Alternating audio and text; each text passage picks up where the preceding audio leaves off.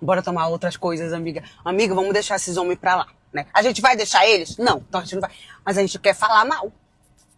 Mas a gente quer falar mal, entendeu? Não pode?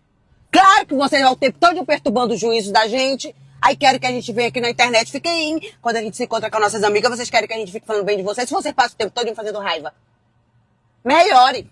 Tu quer ser bem falar? Melhore, viu? Porque hoje você vai ver só o que é bom pra sua tosse. Porque hoje eu vou pedir sushi. Hoje vai ter sushi. E eu vou pedir um negócio daquele que é 300 e poucos reais. Pra tu sentir, pra tu dar valor. Pra quando eu chegar em casa e estiver fazendo comida, tu não vir encher meu saco pra eu chegar lá na cozinha pra vir falar o que eu fiz, se eu tô cansada de quê. De dar o meu... É que eu tô cansada. Bora, amiga, tomar nossas coisas. Não bora dar confiança não pra esse pessoal.